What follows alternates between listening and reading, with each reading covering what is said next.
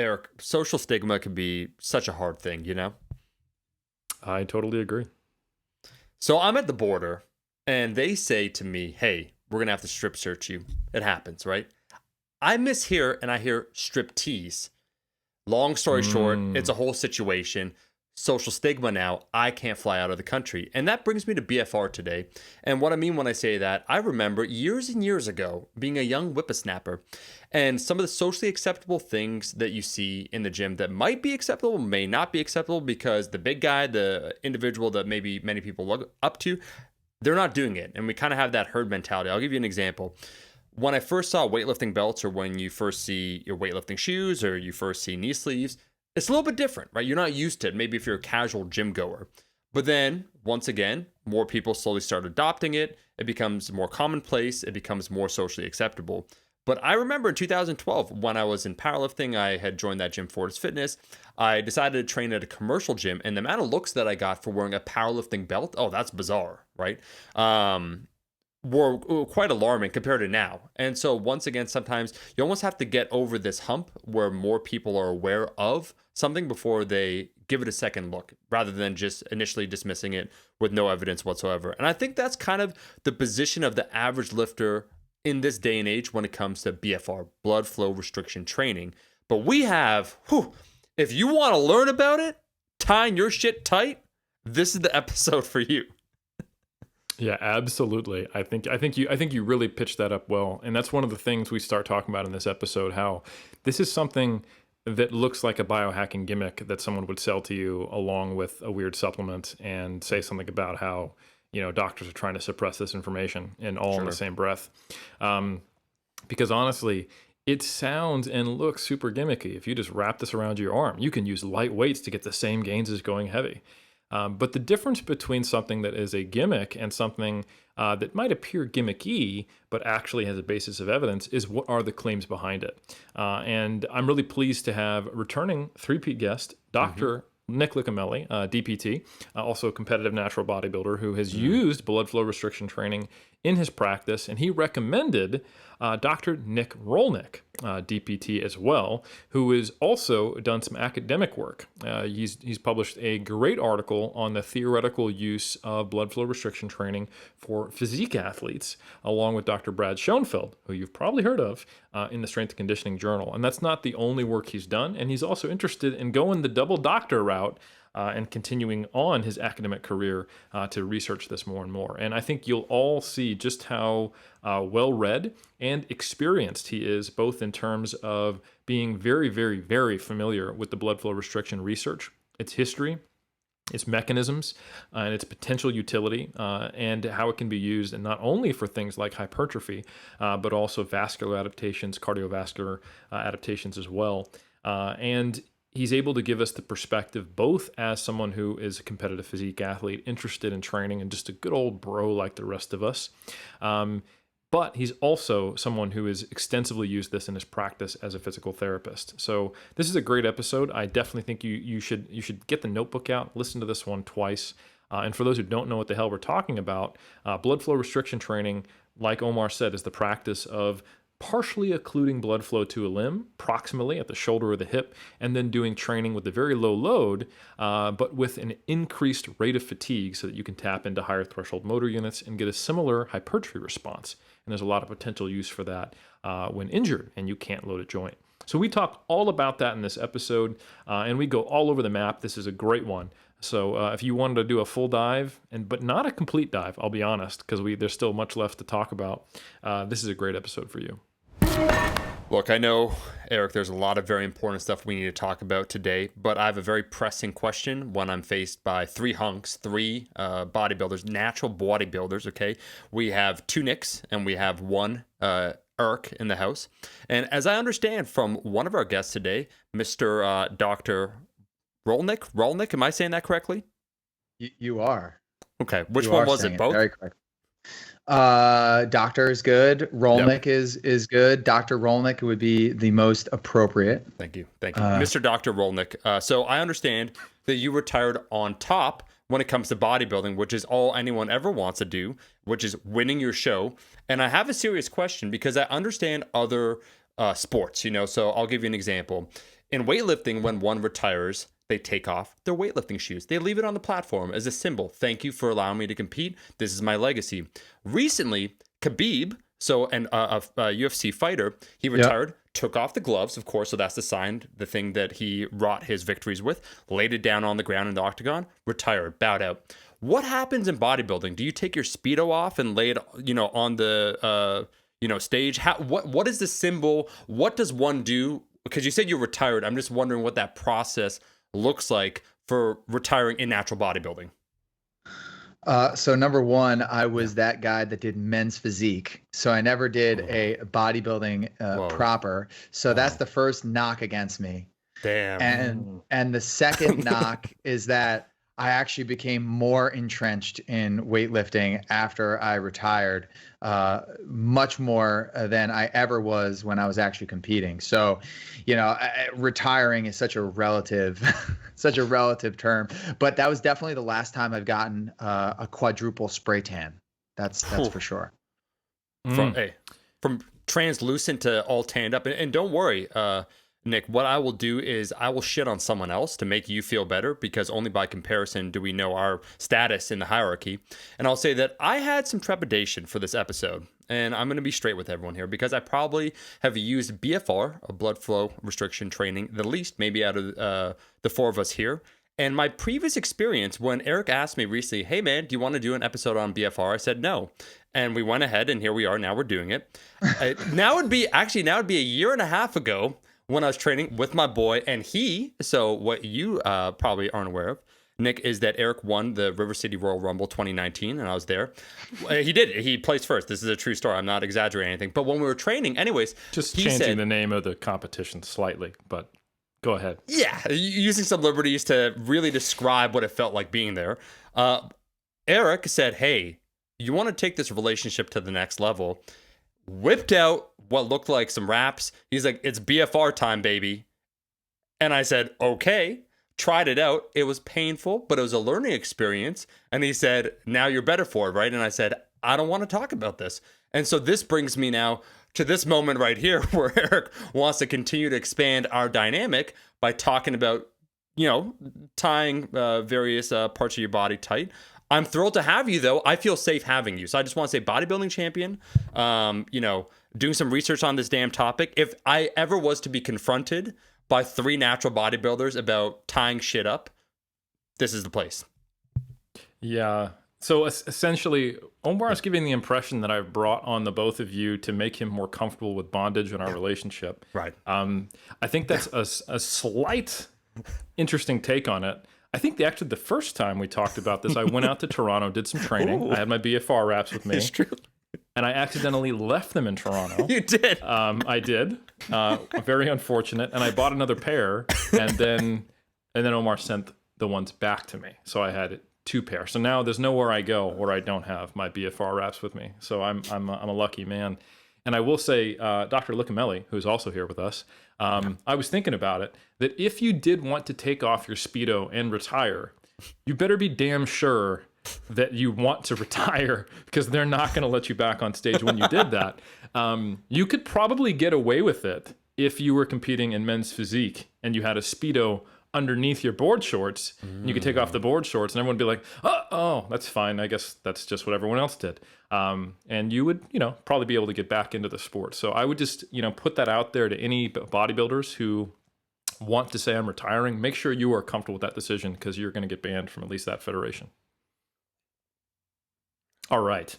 So great introduction to BFR, and with a totally natural transition now to talking about the good stuff. So Dr. Rolnick, Nick number 1, Nick number 2, no offense. Nick, I can't even use letters because one's be alpha, one's beta. I'll just say Dr. Rolnick and Dr. Licamelli to keep everyone on equal footing here. Dr. Rolnick, you had a great strength conditioning journal article that recently came out about the potential use of blood flow restriction training with Dr. Schoenfeld. So I know you're intimately familiar with the BFR literature, which I think is great. But both you and you, Dr. Licamelli, I know you guys have used this in practice. So what we're going to do today is we're going to talk about what the heck BFR is. We're going to talk about some of the potential mechanisms of why it works, how it could be applied to bodybuilding, and then also how you guys use it as clinicians, because you're both physical therapists. But I think the first thing that I want to talk about, and I find this really interesting, like anytime you get, when I get on a website and I see something like biohacking or quick ways to gain muscle or lose fat or whatever, and it's some person wearing a Bane mask with, yellow tinted glasses and talking about, ketone supplements and some strange variation of the paleo diet, I throw up a little bit in my mouth, and then I quickly navigate away. And I was thinking about this as we were talking off air, that if someone was uninitiated with the blood flow restriction research, which has been around for almost, I think, over 2 decades now, if you look at the stuff in Japan, correct me if I'm wrong, of course, you would think that putting a wrap around your arm and lifting incredibly light loads as a quote unquote hack to train and get huge was like one of these gimmicks. Am I wrong? Do you guys feel like it's kind of the same thing? Yeah, I mean, I think when I first initially stumbled upon what BFR was, this is probably back, 2013, 2014. And, really looking at it being like, why the hell would anybody wrap their arm and then exercise? Like, don't muscles need blood flow?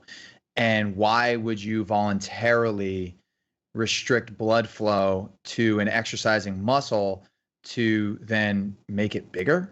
That was kind of my first vibe. And then you basically go on T Nation and some of those other, and they're literally just strapping up, and they got the huge WWE wrestler, and he's like, yeah, and he's like what was the wrestler, the Ultimate Warrior, the Ultimate Warrior, yeah. So you have like the Ultimate Warrior, and people are like thinking, oh, that's BFR, and yeah, I mean, and then basically, that got me onto a tangent of how muscles grow in the first place, or how we think muscles grow in the first place. And then it kind of all started to make a little bit more sense to me through my mentorships and some of the guidance that I've received as a young academician, but also as a clinician and just a bodybuilding enthusiast. Like, I live to work out. It's probably my second favorite activity on the planet, and so besides BFR training, right? Totally, yeah. That's definitely correct. And so, yeah, no, I mean, and basically then I saw Dwight Howard getting rehabbed with BFR, and I was like, wait a second. So like now the top sports teams and athletes are doing it, and then that kind of got me into a very, very deep dive on blood flow restriction. And then it was like, you know what? A lot of the biohacking bullshit out there is a lot of anecdote, and it's a lot of like, we're going to try to blind you with all these different weird science that nobody ever really knows and can't even prove. But the BFR literature is pretty sound in terms of the literature at large from a hypertrophy perspective. And, as bodybuilders, that's really what we should be caring about. Nobody gives a crap how much weight you can bench press. Obviously, that's cool. Like, I love getting under the bar and putting up some weight. But at the end of the day, if you're getting judged on your aesthetics, just because you can bench press 500 pounds doesn't necessarily mean that you're going to have striated pecs and, have a great side chest. So BFR, not that it affects the pecs really, so terrible analogy on my part, but at least it affects the arms in that capacity. So being able to utilize BFR selectively, knowing that it works in order to promote muscle hypertrophy with potentially some cool side effects of that we can talk about if we want. Just really makes it an interesting biohacking tool that has some significant levels of evidence. Now, we can obviously, as I know Eric, academician, I've read a lot of your stuff as well, and even cited one of your papers in my aerobic training paper with the bodybuilding prep. And So, obviously we can all critique the BFR literature with low sample sizes and some of the other, methodological challenges. But if you look at it at large, if you do the same weight with BFR and the same weight without BFR in the same repetitions, you're going to gain more muscle hypertrophy lifting with BFR than without BFR. And so that's really biohacking at its finest. What are you trying to do? What are you trying to do with biohacking? You're trying to reduce or accelerate some sort of gain and manipulate the physiology. And that's what BFR is doing. So it's pretty cool to see that in the last really, 4 years, but really like the last 2 years where it's really now started to just reach mainstream in both a fitness and rehab perspective, that there's a lot of exciting things that are going on in the BFR world. And I'm just very blessed that I have the opportunity to be a small part in that. And so here I am. Absolutely. I think, if I may, I want to talk about some of that baton passing, being in, how did we get to the last 2 years? Because as you all know, I'm a little bit of an old head, at least for the contemporary age of natural bodybuilding. So when I first got into the game, I was looking up to folks like Layne Norton. So I do have to give a shout out to Dr. Jeremy Lenicky, who at the time was a student around the same time in the mid 2000s. He was doing his graduate work, as was now Dr. Layne Norton. I was a young personal trainer just getting into bodybuilding, and some of the BFR stuff was what Jeremy was researching, and he wrote some practical articles about it. So because he knew Layne Norton, and Layne Norton had a platform, it penetrated a very small circle of the natural bodybuilding community as, hey, this is an interesting thing. And the data kept getting replicated that indeed you could get similar hypertrophy to heavier load training, or at the very least light load training when the work was matched. And this became interesting from a perspective, maybe we can maximize one pathway to hypertrophy, or maybe we can work around injury, et cetera, et cetera. So I remember the very first some of the like the seminars that Layne Norton would do. He'd teach people how to do BFR, and that was kind of the first time. And then to give another shout out to Dr. Joe Klimczewski, the predecessor even to that. And for those who know, he actually was a physical therapist by training. I remember he was the first one who brought up some concerns. He was like, hold on, what are the contraindications, and how tight should this be, and are we worried about tissue necrosis? And I think very rightly so, as this was the first time it had been applied to kind of, to a group of bodybuilders who were kind of playing with this idea that had come from a relatively, I'd say, clinical and research-oriented perspective. But let's take even more of a historical trip down memory lane. Correct me if I'm wrong, but this practice did start as Katsu Training, and it was being researched in Japan. And I believe the original person who developed this is a bodybuilder in Japan. Am I right?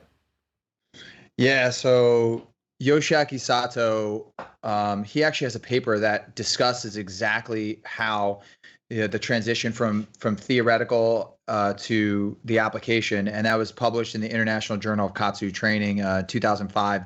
And he wrote that he was 18 years old in Japan, and he was in a Buddhist ceremony with his knees in the circumflex position, like just bent on his back, on occluding blood flow, or what he thought was occluding blood flow, so to speak.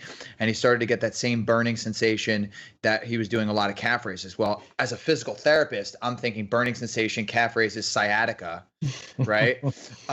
And 18-year-old Yoshiaki Sato thought blood flow restriction, bodybuilding stimulus, muscle growth. So like, I mean, there's just a disconnect. But anyways, yeah, he basically he started experimenting on himself, being like, all right, let me just start tying wraps around my thighs and replicating that, and he kind of started to get that replication, but it came with a lot of injury. I mean, he had a pulmonary embolism. He had another like serious injury as a result of his experimentation, and ultimately, he ended up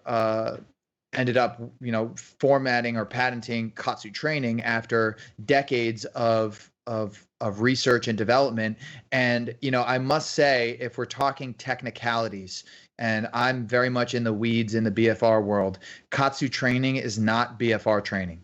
They're slightly different, methodologically speaking, whereas Katsu training has the way that the cuff is designed, it doesn't necessarily completely occlude venous return, in that it allows the muscle pump, such that you're able to, upon contraction, get some fluid out. So it's not blood flow restriction, which in the literature is defined as as partial occlusion or partial restriction of arterial flow and full occlusion of venous return via a nylon cuff or things that are not an elastic band, so to speak. So there is theoretical, but also, actual differences in the response to exercise now, or what we think would be the response to exercise. Although, if you look at the literature, we're kind of seeing the hypertrophy, the percentage of hypertrophy gains, that's 7 to 14% after, anywhere from 4 to 12 weeks, or 16 weeks, whatever, the typical 7 to 14% hypertrophy. We're seeing that with Katsu training. We're seeing that with regular blood flow restriction training.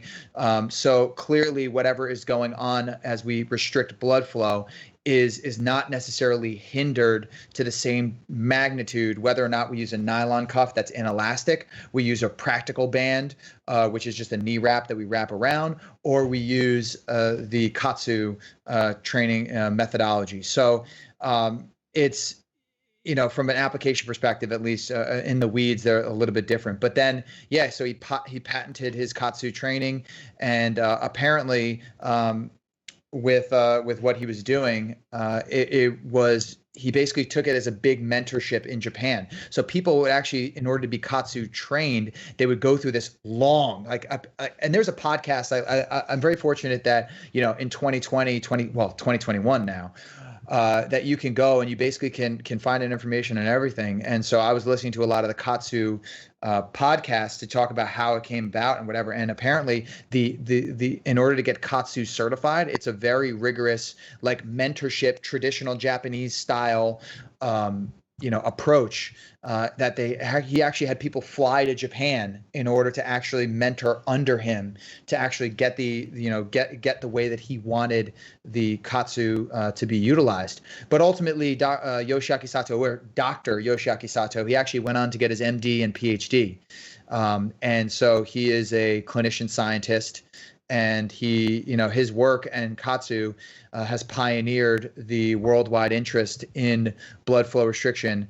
And it's, I really thank him for his contributions and his continued contributions, because he's still publishing papers, and Katsu is still big in Japan and outside of the United States. United States, Katsu is not that big, and that's that's a discussion for another day. Most likely, it's business and marketing that has kind of buttressed them out from the traditional BFR devices. But yeah, that's kind of how we ended up here today. And as you mentioned with Dr. Lenicky, his work has really been vital in understanding the methodological considerations that we need to make when we're talking about applying blood flow restriction in practice. Anywhere from, how tight do we need to make practical BFR potentially, to, where do we position the bladder, which is basically when you're using a pneumatic cuff. So you can either have a cuff that you can wrap with a knee wrap, or you can use a pneumatic cuff that you inflate with air, whether that's automatically or manually, dealer's choice. But that bladder is the thing that actually applies that pressure to the underlying tissue. And where you position that bladder can have an influence on the applied pressure, the applied occlusion that the femoral artery or the brachial artery is experiencing in the arm or in the leg or the arm, respectively. So his lab has been instrumental in helping us understand some of the underpinnings of BFR. And I will be remiss to say that before I went, or at least after I graduated in 2017, I actually flew to Mississippi, met with him and his lab, because I was considering doing a PhD under him in his lab. But I honestly, I couldn't picture myself living in Mississippi. Um, it's a very interesting, very interesting place to live, considering that I'm from Manhattan, and Manhattan is yeah. So having a city of I think it was 50,000 when all the students are there versus 25,000 when the students weren't there, and I was like, I'm gonna be almost 20. I'm gonna be 30 plus years old when I was like, do I want to like do this right now? And so I just ultimately decided against it. But at some point, I'm trying to set myself up so I can go actually get a PhD. Just depends on where. But I met Jeremy and I speak with him on social media a little bit, and personally, he's a great guy, and I'm very happy for all his success and what he's doing for the field of blood flow restriction. Awesome. Omar, I think just to make sure that we stay in the good graces of the full spectrum of our audience, I want to apologize to the good people living in the heartland for this coastal elite future double doctor coming from Manhattan who is just disrespected, the center and south area of the United States. But we'll look past that because of your expertise. Eric, if Oh I no, may, it Eric. was fine. It was fine. Wait. For the record, it was fine. It was just coming from a city of 8 to 9 million to go to a city of 25,000. It was a little shocking for me. Yeah, the backpedaling is pretty intense. But go ahead. We'll have to scrub this episode thoroughly. Yeah, we got Dr. Liccamelli over here from Jersey, probably also gonna jump on his boy's side here. But what do you got to say? Well, I just wanted to say, as we're apologizing to different areas of the world, I just feel the need to say that I don't hate on anyone or I don't disbelieve anyone who ever had any sort of shortage of potatoes, possibly in Europe. I happen to not have any Irish blood in me. However, I don't have any negative feelings toward people of Ireland. I've never been there, but I've Googled the place. I have an idea of what it looks like. So as we're handing out apologies, it is my third time on the cult. So I thought as a representative, I should maybe just say a few words about that. Yeah, Dr. Rolnick. Yeah, we should bring you up to speed here. Minor housekeeping. Apparently, we got into a little bit of flack, myself and Eric, by questioning the validity of the Irish potato famine.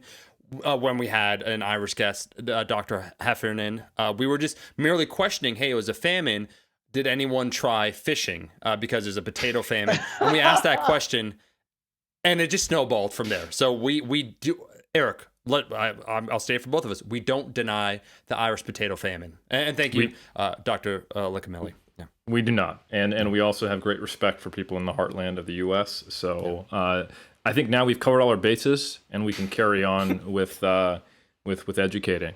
You guys are okay. We're good. If you're hearing this, our lawyers recommended that we not remove this in post. So that's good news. Thank you, lawyers. Yeah. And by lawyers, I mean, I just randomly Googled and asked on Reddit.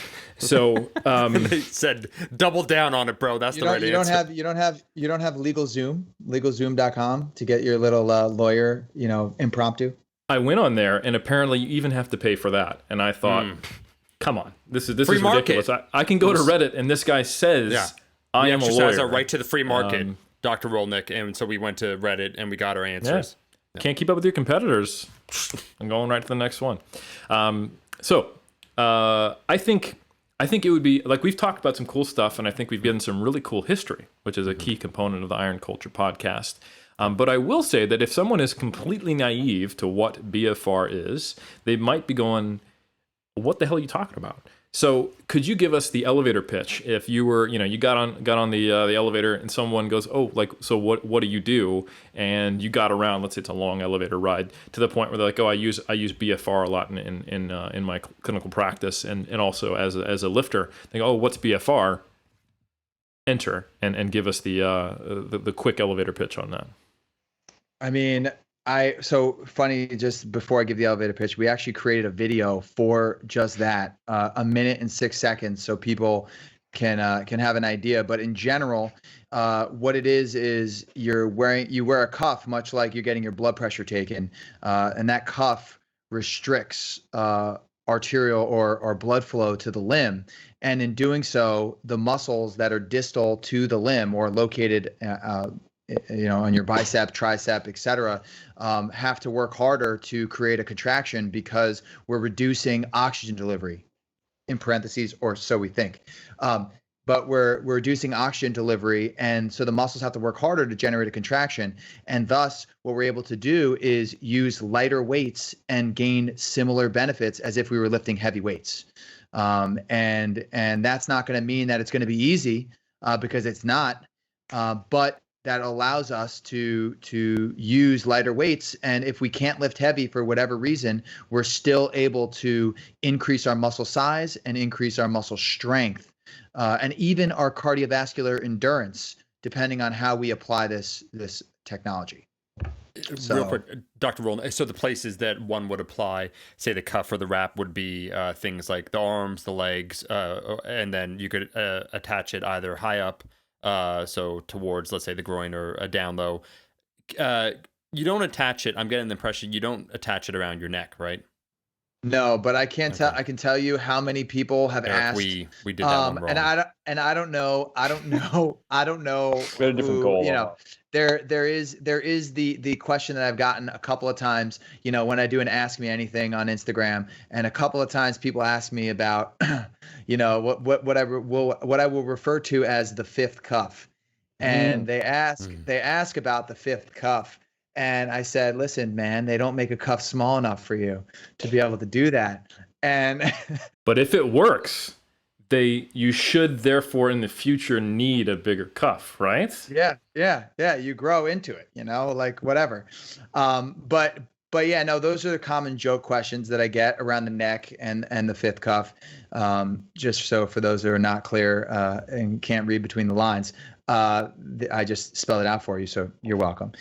But yeah, no, I mean, and I bet you're not tired of those jokes at all either. Yeah, I mean, it's well, to be honest, like I jokingly entertained one in a course that I was teaching, and in the same course there was a couple of females that were there, and I, after the fact, completely was like, that might not be socially appropriate, to make male jokes like that, At the very least, it's exclusive, because they don't get the fifth cuff. I am totally inclusive, so I don't want to create an exclusivity environment, so I apologized after. But yeah, no, I mean, in general with BFR, you want to apply it as close to the trunk as possible, and that's just based on what we know about the nerves and their ability to be protected proximally with the application of the cuff. So, for example, with the femoral artery and the femoral nerve that are traveling in the front, it's pretty well protected. There's a lot of padding in the proximal thigh, but as we go distal and we go toward the knee, we have around the fibula, which is the bone that's located on the outside of the shin. We have a nerve called the common fibular nerve, and that wraps around the head of the bone, like the top part of the bone. And if that nerve goes out, well, good luck trying to lift your ankle up. And that nerve is pretty exposed and superficial, that distal. Plus, it's the same plumbing. So if you're using restriction of arterial flow as the way to accelerate fatigue, which is ultimately what we're looking at, the underlying whatever adaptations are occurring, we are accelerating the fatigue process to get us there faster to those muscle building repetitions. Whatever we're doing, it's not going to be like you're going to accelerate that process by going to the, right above the knee. Like I see people wrap their knee in bands, and I'm just like, that is an accident waiting to happen. And just likewise, you also don't want to wrap all four limbs at one time. Think about it, if you're restricting arterial flow, right? So the heart has to pump out, and it's pumping, pump. And then in order to get more blood, it receives more blood that's deoxygenated, and it has to go back to the lungs, et cetera, comes back, and then it gets pumped back out, right? If we're restricting venous return, which is what blood flow restriction in the traditional sense is doing, we're creating a situation where we're losing blood the more and more we exercise, and so that can create a cardiac crisis in individuals that are predisposed to alterations in their heart function, with the changes in workload of the heart, because our body is all in balance, and this goes back to why I call myself the human performance mechanic, which is just, our body likes to be in balance, and when there's an imbalance, our body's going to try its best to correct itself, and when it can't correct itself, well, then you start to get into serious problems, and so it's my job to identify those problems and yada yada. So, but the same analogy can apply with applying all 4 cuffs. It's like you lose blood flow gradually. Like you then, as a result of that, your heart beats faster in order to get the smaller amount of blood flow out to the limb. And now all of a sudden you're creating a situation where your heart's beating so fast with little blood, you can create an episode. So I highly recommend against using 4 cuffs at the same time. Okay. 2 cuffs is fine. Go for it. Arm and a leg, if you want to do some weird exercise, go for it. But not 2 arms and 2 legs. Good. So safety first. Proximal portion of the limb. So at the upper arm or the upper thigh, not at the knee, and only 2 cuffs max. I love it. So people are getting understanding where we're at. I also like that you have made the distinction between using the term blood flow restriction and occlusion, which was maybe a more common term originally. Can you explain why that's an important terminology distinction? It's a terminology. It's an important terminology distinction from the academician side, because there is processes that happen that are highly accelerated and magnified with blood flow occlusion, which means the complete restriction of arterial flow and venous return from that limb.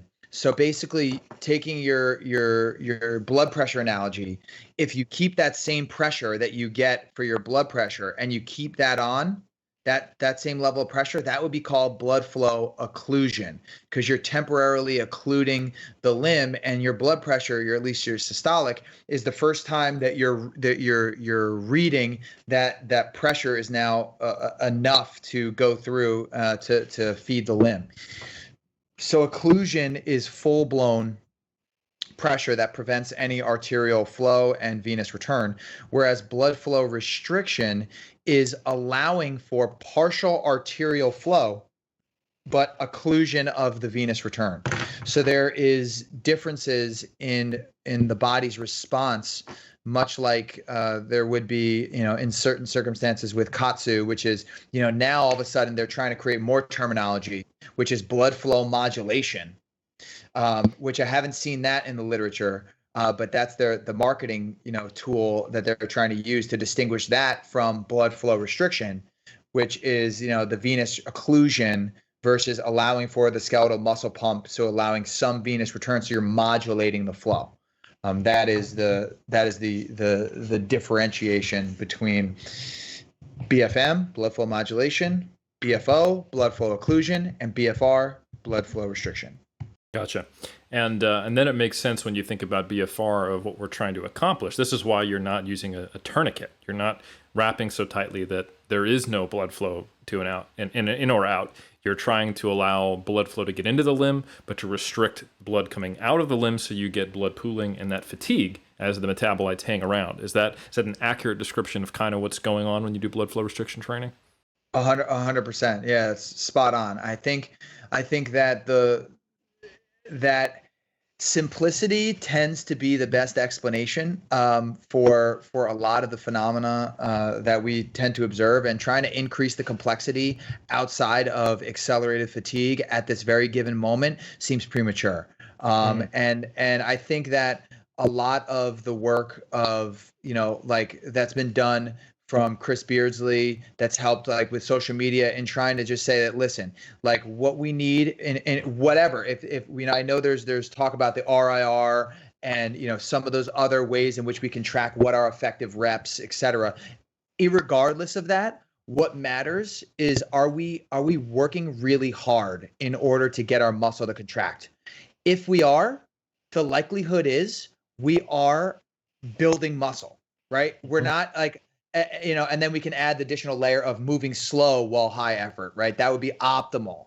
But in general, a lot of people try to overly complicate what really is just work hard. Every single set, make sure that you're working to a point where you're trying to contract the limb, and you're encountering some internal resistance, and that's how we know that we're creating the recipe for building muscle.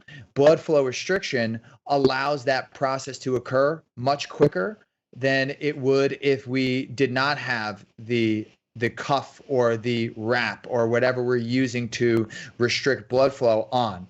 And at the end of the day, that's probably why we're seeing similar outcomes in muscle hypertrophy and muscle strength when we're testing to failure, right? Because what are we doing?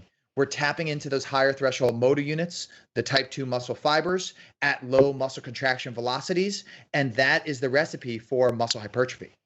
So I try to keep it very simple because there's other observations that people are making. For example, higher growth hormone release, higher satellite cell proliferation, right? But a lot of those studies that have looked at some of these higher levels of growth hormone, satellite cell proliferations, actually use BFR to failure, but then just repetition matched the low load group. So there's a proximity to failure issue in interpretation of how how hard are they working. So for me, I'm viewing everything as our body's acute response to BFR training, or even regular training like light load. You're going to ultimately see a similar response if the intensity is similar. And how do we control for the intensity? Well, we have to work to failure. And what does BFR do? Well, it just lowers the amount of repetitions that we need in order to reach that intensity that's going to help us build muscle. Well said. Nick. Yeah, Go Nick, ahead. I think that's a really great point, and that's kind of back to one of the first questions was how did we stumble upon it, and how did we know it wasn't another fad that's going to come and go? And I think it comes down to the fact that it is just principles of strength training and hypertrophy. We're not throwing in something completely different. Very similar to how we discover different people or resources online, for example, and decide if we want to trust them or if they're if they're full of it. I know I went through the process with Eric with 3DMJ. When you first stumble upon a group like 3DMJ, you look for reasons for that they're not who you think they are, and then you just keep getting proved wrong over and over again, and you realize wow, this group really is principle-centered, evidence-based, and is really out there to make this community better. And similar with, and Nick, I mean, you too, might as well just throw compliments around the room here. But Nick, one of the things I admire about you is that, yes, this is something you're passionate about, but your Instagram account and your content, and it's not all blood flow restriction. You do have other content. You understand that blood flow restriction is just a piece of the puzzle, and yeah, it's cool and it has benefits, but you don't wrap your identity in it, and you understand what it is and what it isn't. And I think that was my journey into BFR. Was I just realized hey, this isn't making any claims that we didn't sort of already know.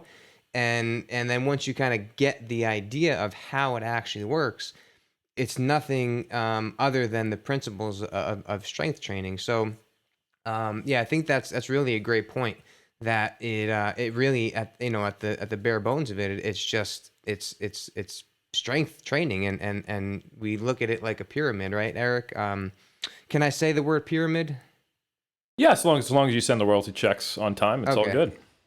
And as long as, so we can wrap our limbs as much as we want, but if we don't have adherence in place, if we don't have our volume in place, if we don't have our nutrition in check, our sleep, recovery, there aren't those things are still what is important. No one is saying that blood flow restriction is going to be able to trump all of that. It's just a piece of that whole puzzle. And if they are saying that, then they're full of shit. So again, like I tend to under promise and over deliver. So my focus in education for my courses that I teach and the literature that I'm ultimately going to continue to put out is if we focus on muscle, right? Muscle is basically the prism in which we can utilize to view how healthy our musculoskeletal system and our vasculature and everything else is. Why? Why? Well, I'm sure Eric, knows this, and is that when we build muscle, we're going to be improving our bone health. We're going to be improving our tendon health. We're going to be improving our vasculature, right? And our ability to supply our muscle tissue. And the thought with BFR, which is interesting, and again, why I underpromise and hopefully over deliver, or at least let the literature over deliver, is that we're finding that some of the physiological processes that we thought were mediated predominantly by load are not mediated predominantly by load. One such example is tendons. There was a really interesting study that was published now 2 years ago that was looking at having individuals over the course of 14 weeks do seated and standing calf raises, and they compared low load BFR, low load, and heavy load training. And they found that the low load BFR group and the heavy load training actually increased tendon stiffness to a similar magnitude, along with similar changes in muscle size. And you can get more into the methodology of the potential for maybe it's something to do with the restrictive stimulus, something to do with the growth hormone. There could be other factors that may play a role that are a byproduct of intensity that ultimately lead to muscle building, but also can have a secondary effect on other tissues. We know that repeated strength training can improve capillary density, right? The ability to buffer some substrates that are byproducts of exercise contraction. These are all things that have been shown with BFR. Bone density. So as of last year, Lambert, Dr. Lambert out of Texas, he published the first study that really showed that along with ACL reconstruction, where we lose muscle size, and we have all those negative sequelae that happen following ACL rehab, that actually bone reduces in its oh my gosh, I'm blanking. It's like 9:40 at night. Reduces loss of bone density. Yeah, bone mineral density at the proximal fibula and the distal femur, right? So now we're linking all of these changes that happen with a loss of muscle tissue and inactivity to these systemic changes that happen. And that's the focus of rehab. And my prism in rehab is, let's focus on the muscle.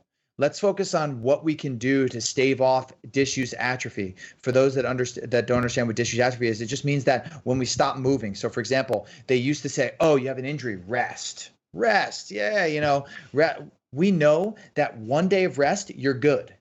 2 days, we start to have changes in our insulin sensitivity. By 3-4 days, we can start to see visible, via ultrasound, losses in cross-sectional area of our muscle, specifically our weight-bearing muscles like the quads and the calves and the glutes. So really important to integrate any way that which we can maintain a level of intensity when we're injured in the rehab setting. And that's where BFR can slide right in. Because what does BFR do? It just reduces the threshold for that level of intensity to be able to stimulate some muscle growth. And in the bodybuilding, scenario, it can offload joints. And there's just so many unique applications that once you understand the principles of what we're trying to do, that you can then apply it to various different settings. Eric, this might be a really good point for you to share your anecdote, where we had you a year and a half ago when you came over to Sacramento, talk about before you had the FAI surgery for your hips, how you had to come up with ways, novel ways to train in order to get the requisite stimulus in order to, keep making progress. And one of them was BFR training.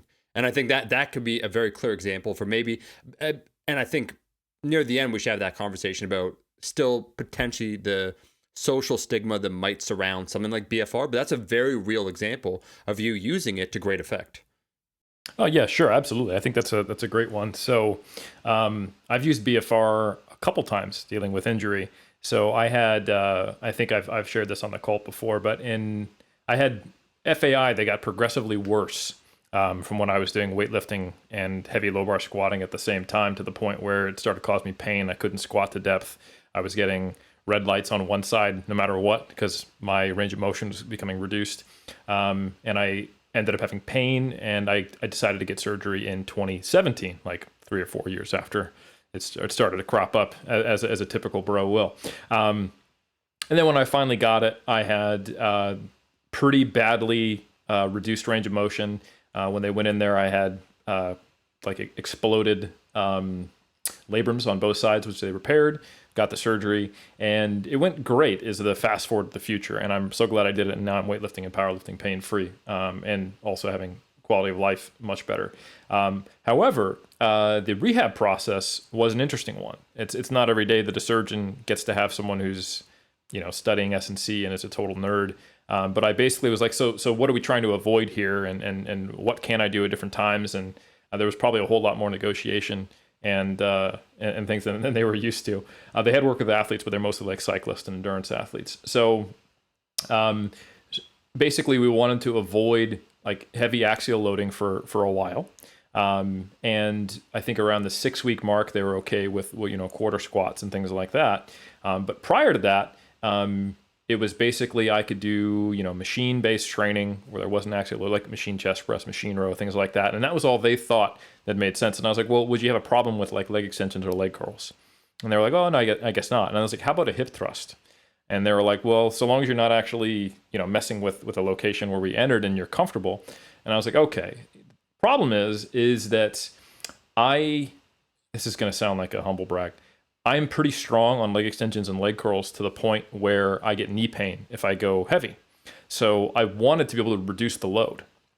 Also, the amount that I could put on my hips without causing stress was not that heavy. So I started with like a kettlebell on my lap or a sandbag, and I used BFR. So I was doing BFR leg extensions, BFR leg curls, and this is, I think, is interesting, BFR hip thrusts, which again is below the glute. And we'll talk about this in a second. I'll get your guys' take if you think I'm stupid or this is kind of cool. So I was doing calf raises, leg extension, leg curls for the first 6 weeks, and light hip thrusts, and doing high reps and doing 3 to 4 sets close to failure. And I didn't see any loss in muscle size during that process, which was pretty cool. And then a lot of machine-based training up top.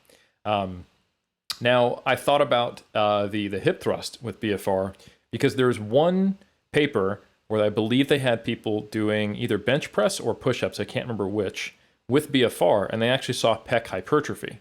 And they hypothesized in the discussion, even though you mentioned earlier like BFR isn't for your pecs because obviously where it's wrapped, that, okay, if you start to get fatigue in your triceps, it forces your other muscle groups to work harder and pick up the quote-unquote slack. So I figured similar outcome if I'm, creating early fatigue in my quadriceps and my hamstrings while I'm doing a hip thrust. So what do you think? Am I full of crap? Am I stupid? Or was that actually an intelligent thing to do?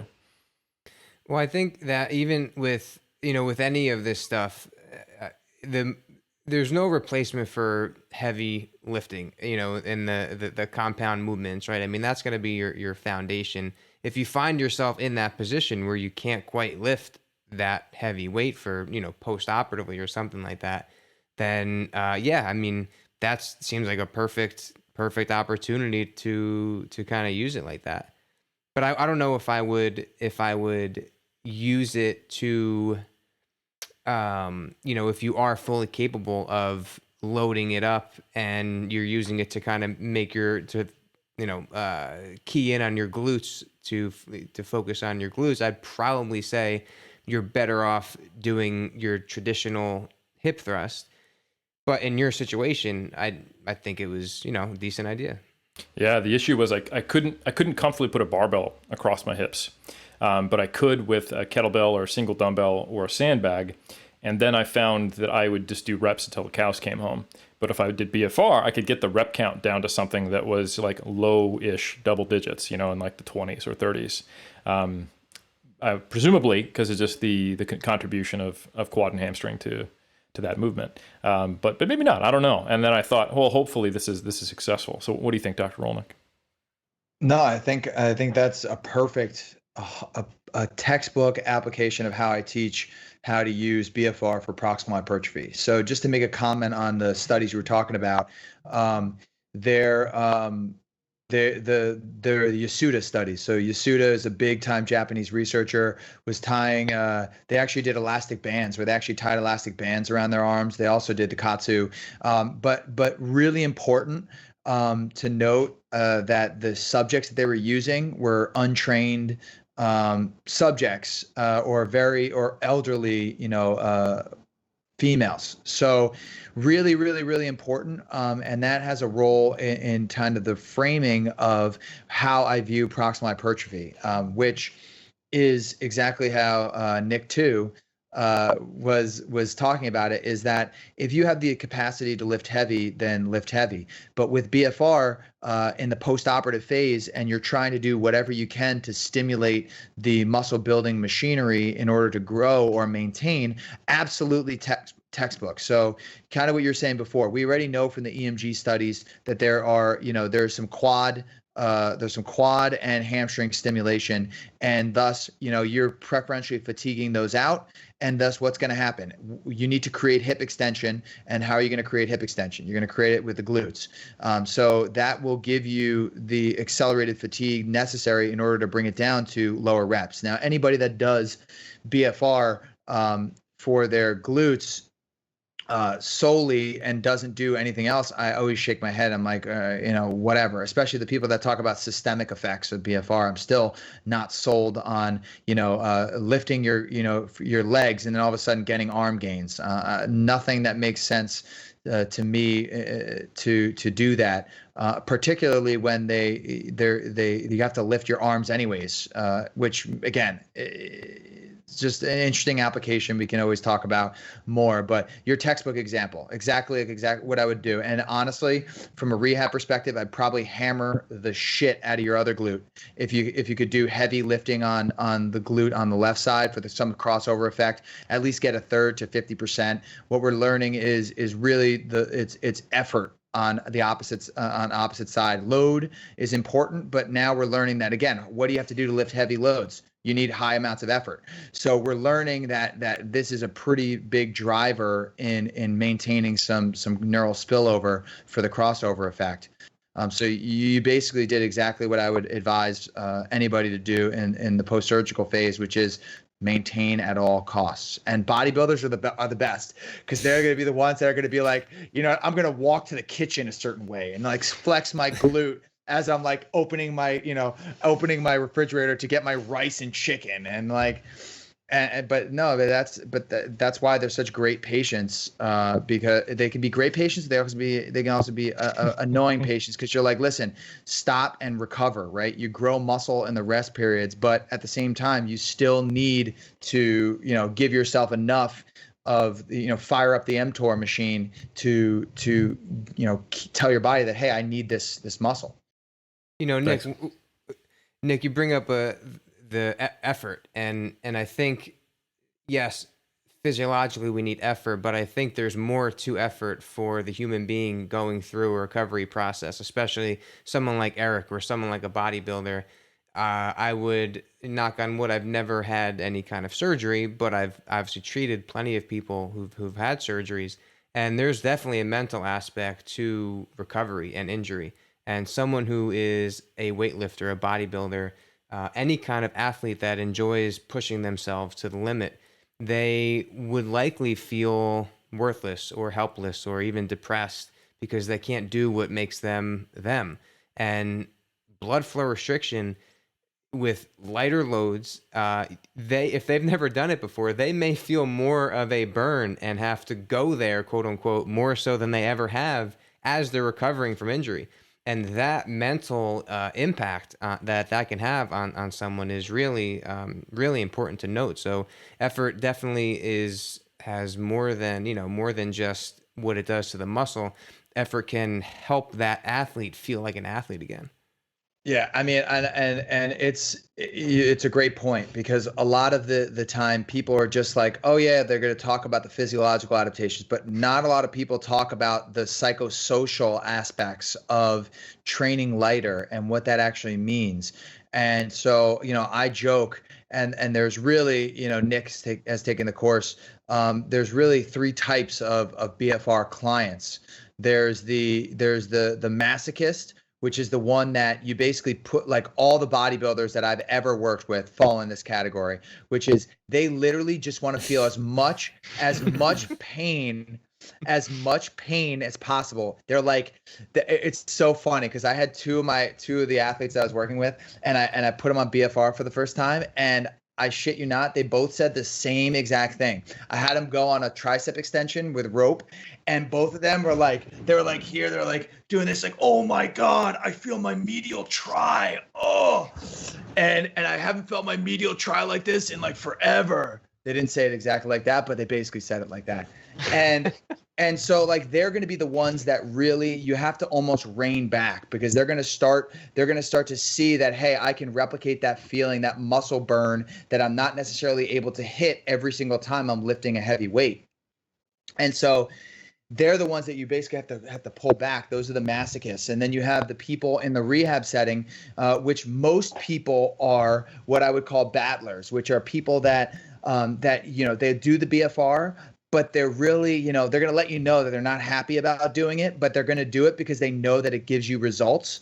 And then you have the people that are like in another bucket, which are what I call the quitters, which basically is if you're just going to throw them to the fire and give them an exercise that, like, and BFR exercises are a little bit different. Like a straight leg raise, for example, in rehab is a very common exercise, but because the lever is so long on the hip flexor, it actually is an excruciatingly painful exercise to do with BFR. So if you just had somebody start off and said, hey, I'm going to do a straight leg raise with BFR, and they're a battler type, well, and then all of a sudden you've overwhelmed them to the point where it's so excruciatingly painful, so like just not pleasant, that they're going to quit, and they're going to be like, you know what, I don't care if BFR is going to help me. It was so painful, so excruciating. And so you really want to have an idea of what I call BFR exercises, and how you can then modulate the intensity to act as BFR as an entryway into the rehab, or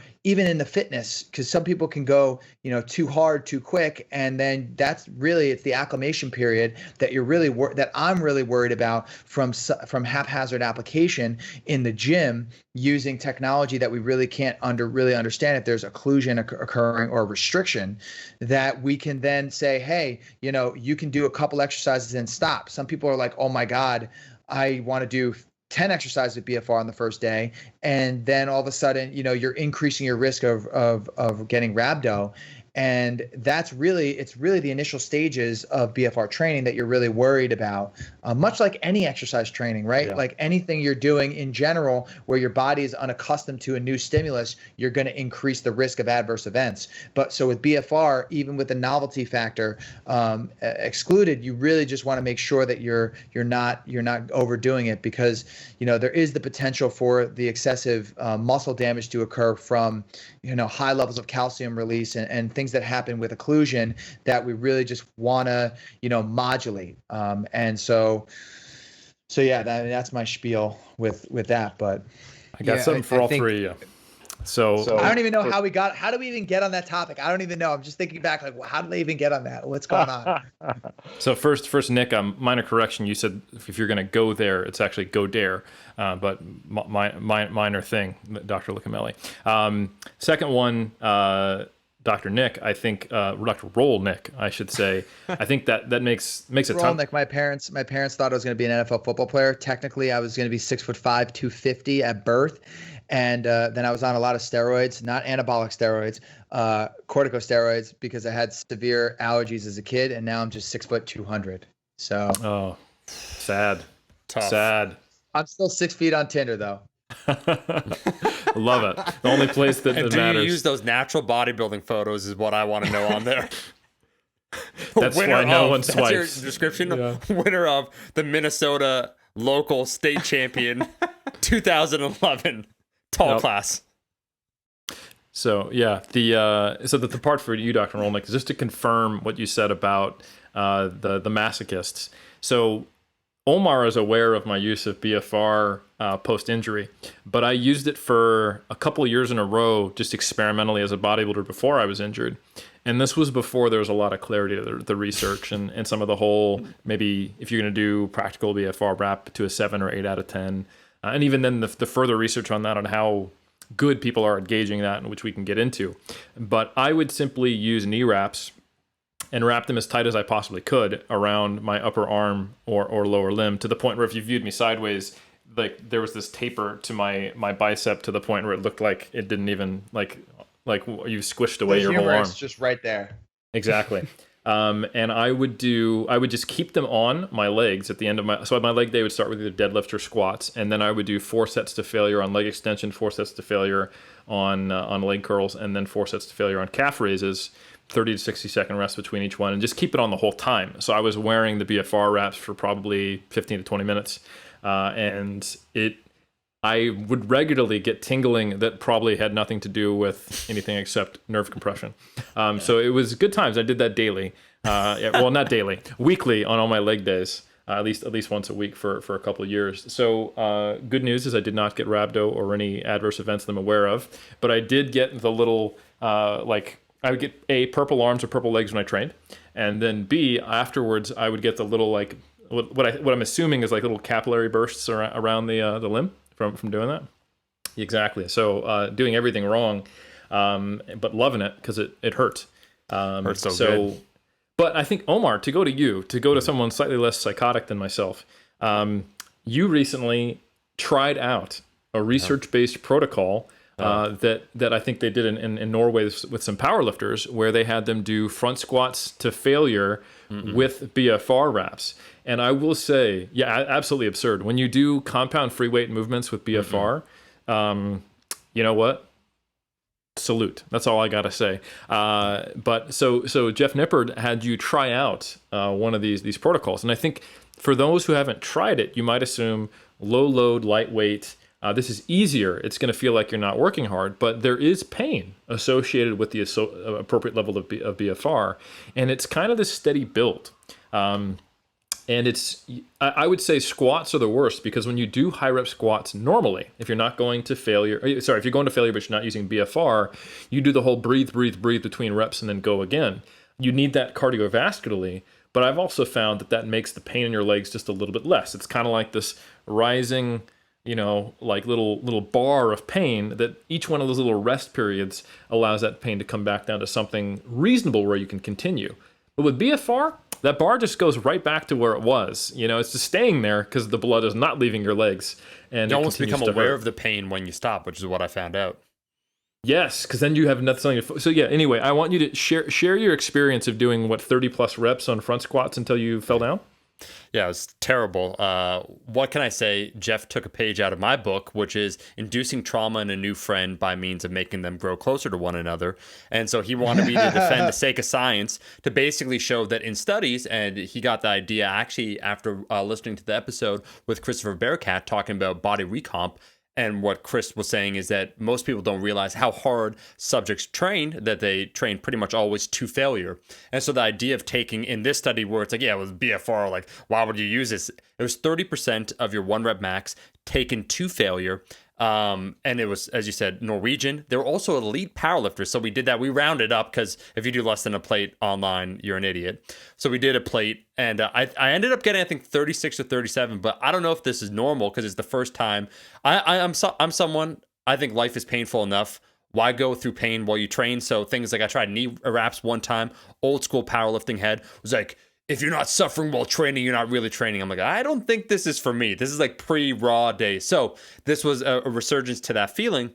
Put it on. It was I made it like to the point where it's tight, and like my thigh was, again, a little discoloration. Went at it. But what ended up happening with the front squat, I started losing almost like sensation in my hands and like my arms, where it just felt like, I don't know, like I couldn't hold the bar. So on rep 20, I had to switch over. And then, as I said, Eric, when I had to stop, so I thought, just what you said, we're all used to this. You're repping out, you're going for an AMRAP, you stop in between, you catch your breath, you feel like you recover a little bit. I stopped on like rep 35, and immediately I just felt the tightness, like my legs just felt like a knot just got tied. And so I tried to do 2 more, and then it was like systemic fatigue where like just the arms gave up. But needless to say, it wasn't fun. I did experience some DOMs, which is pretty sweet. So I basically did just that and some Bulgarian split squats prior in my normal session. The only thing I changed was doing that one set to failure. And like the next 2 days, I had a pretty decent amount of DOMs. Yeah. Well, it was maybe 4 times the volume you're used to on squats. Yeah.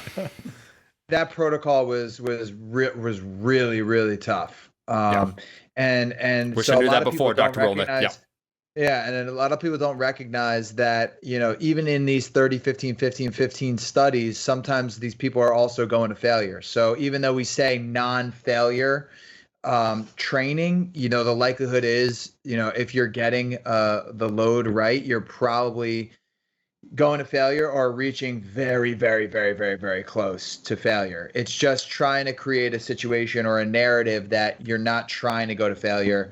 And for me, I'd rather underdose it at first and then allow them to get the acclimation such that the repeated bout effect occurs. And I know that then I could push them. So just to get you an idea of the power of this repeated bout effect, there's this one guy who trains, doesn't usually train with me, trains with another therapist at the office. And this guy is 50s, person that like just really likes working out and has some knee pain and everything else. So one day, and I know that he's been doing BFR with this, the other therapist for a little while. And one day the other therapist wasn't available. And he was like, all right, do you want to train? And I didn't have a client at the time. I was like, sure, fine, whatever. And he's like, I want you to put me through a BFR workout, a really tough BFR workout. So I was like, all right, fine. I buried him. He was doing bench press. He was doing tricep press downs. We were doing some supersets, some stuff that now 2 years later, I'm like, all right, maybe I probably wouldn't do that for optimal hypertrophy. And we could talk about why that would be, the case there. But supersets with bench, supersets with legs, literally the whole thing. He was walking out like he was like 85, 90 years old. Sorry to offend anybody that's 85, 90 years old that might be listening to this podcast. But he was like walking out. He barely could walk out. The next day he was in the gym. He was fine.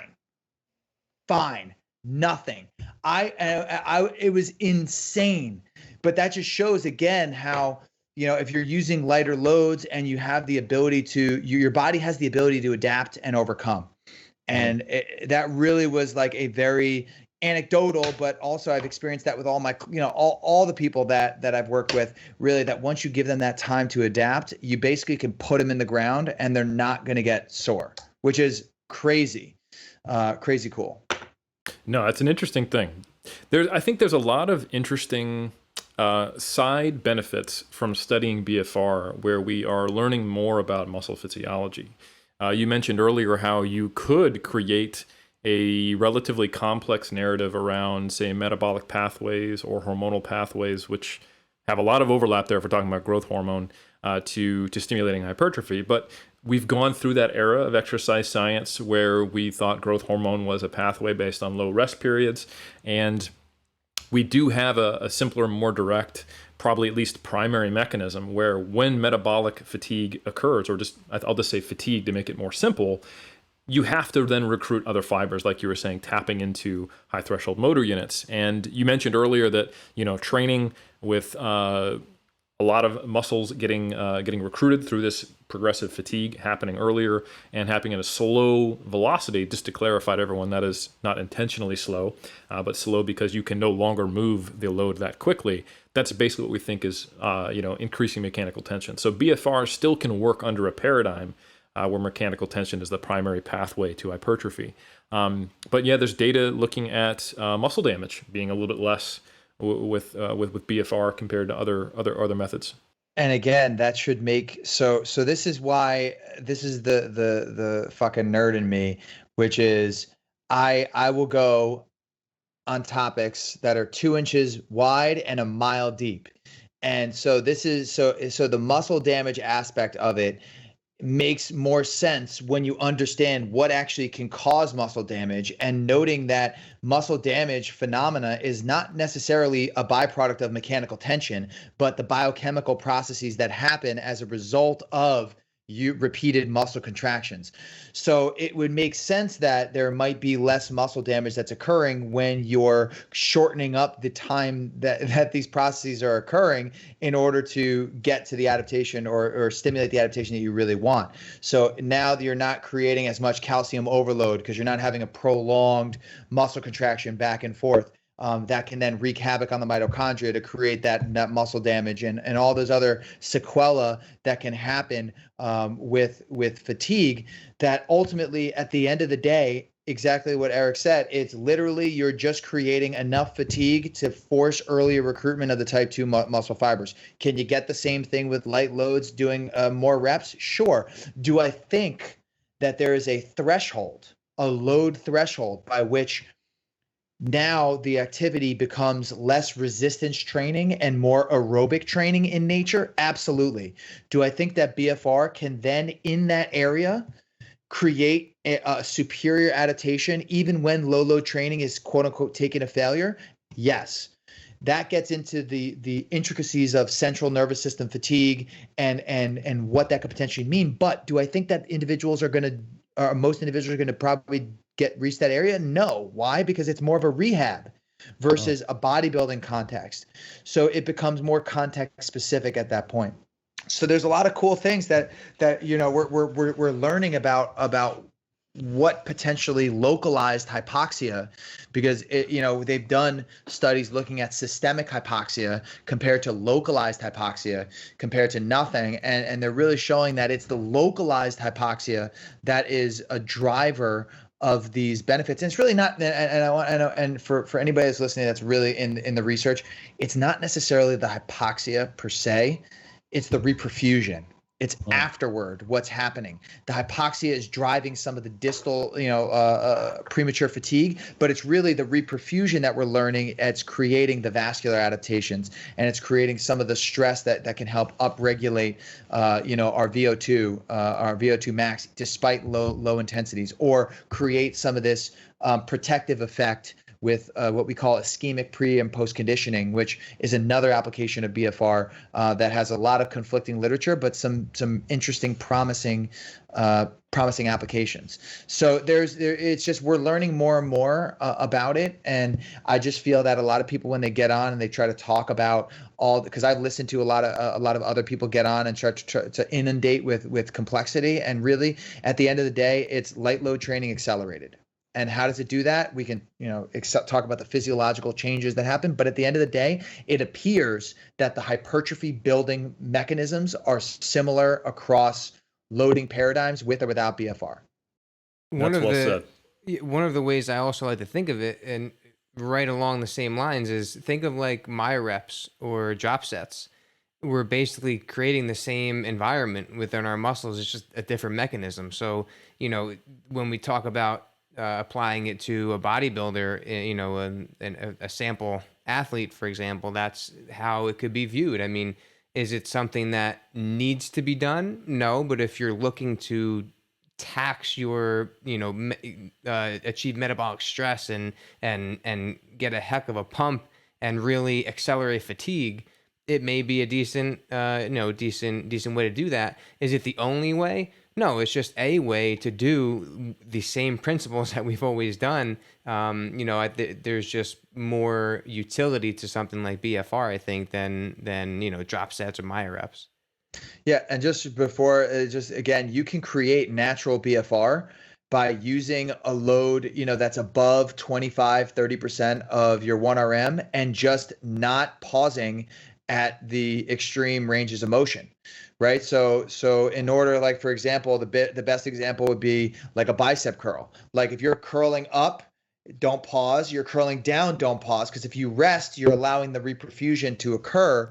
And thus you're now mitigating some of that metabolic stress. I will say that one of the things that I'm working on personally is is diving deep into and I hate using these terminologies, but peripheral fatigue that happens at the level of the muscle, right? Whereby if the metabolic stress the metabolic stress can interfere with how actin and myosin are binding and overlapping, basically creating it and making it much harder for that process to occur. Well, if you allow for temporary reperfusion, that doesn't necessarily go away in a second.